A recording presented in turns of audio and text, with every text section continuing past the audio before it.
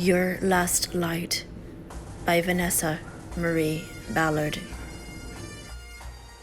'Tis the last day you were alive, there the flame burned, a petition I understood.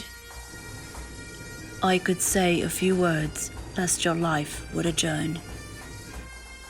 So you beckoned me to come in, but for a minute I stood like a spectre caged in by your last light.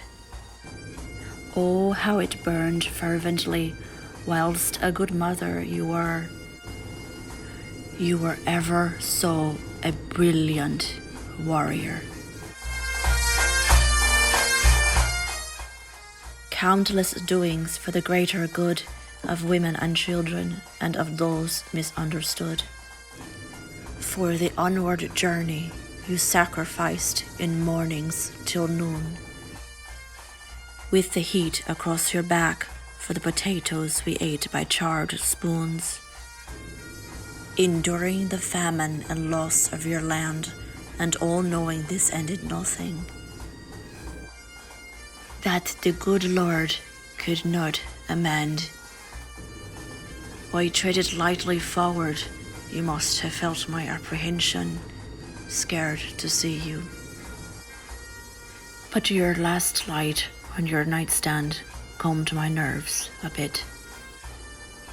It was your eyes appearing horridly small, with your face looking hollow. But I knew a hastened chance I must take, for there was no tomorrow. And so I began to say what I would miss most of all the proverbs and tales. It was the crumbs in the books we would leave from our hearty toast. But not to deny what I learned, mother dear. Your journeys up Cratloe Hills in the break of the morning were times to yourself, and all the disharmony it was yours still. Hence I reminded you not to carry those burdens of the shortages of supply. We always had more than we needed. In that love I cannot deny. But I know these are just words, and harder said than done. But in your last light I had to restate, for you are my mother dear. You leave here knowing love is in our hearts, always awake.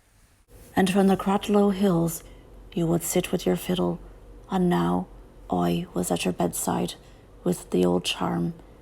Though your temperature was cold and your grip was quite weak, you left it to me to take at the bow, and you played some slurs, and the melody from memory rolled off like a cascade of green plains, a song I would always remember.